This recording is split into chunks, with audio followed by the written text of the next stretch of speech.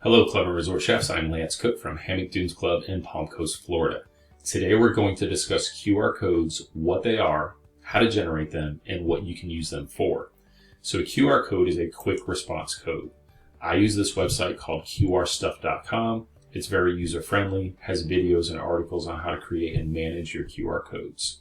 You can find free generators.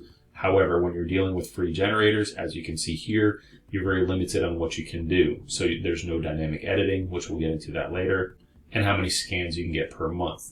This particular website charges a monthly fee. If you choose to go that route, you can. Otherwise, you get a little bit of a price reduction if you purchase annually. So let's go to the dashboard. You'll see I have a bunch of QR codes in there. Let's click on one of these. I like to put a picture or a logo in the center of the QR code so that I can determine what it goes to. This particular recipe was developed because of a concept we came up with during COVID. So this was a cook-at-home meal kit that the membership would pick up, and on that recipe, it would have this QR code that would take them to my YouTube channel of me preparing that same exact dish. So from here in the dashboard, you can change, if it's a dynamic QR code, you can change the appearance of it. You can also look at all the analytics on how many times it was hit and stuff like that. So let's generate a QR code just to show how simple it is. As you can see, you can link a QR code to almost anything, whether it's a website, a YouTube channel, phone number, Wi-Fi. So let's just do a website really quick. I'm going to use my website just as an example. And if I was to input the website as I normally would in a search bar, you'll see that it's not going to populate correctly. So what we'll do is we'll actually go to the website and we'll copy and paste the address into the bar. Now you see it has all the proper characters and things like that. So I just go to the next step.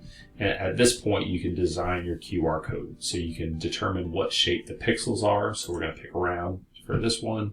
You can determine what color it's going to be. So we'll pick blue for this one. And then, like I said, I like to put some sort of image in the center so that I can determine what it goes to. So we're just going to drop an image of me in the center for the website. And then we'll go to the next step. At this point, you can determine what kind of file type as well as the error correction level. So there's more information if you click on the eye. It'll bring up all the QR code error correction level information. So this is going to be the percentage of damage that the QR code can sustain and still be operational. So a lot of times I'll pick right in the middle, 15 to 25%, depending on how the QR code appears. How big are the dots? Are they square? Are they round? Stuff like that. So then we'll go to the next step. So we're going to label it. We'll just label it as website. And then if you want to do the Google campaign tracking, you can. But this is the big part where it's static and dynamic. So a static QR code, once you link it to something, you cannot change the way it looks at all. However, with dynamic, once it's linked to something, you can change everything about it. You can put a logo in or take it out. You can change the color, the pixels, any of that.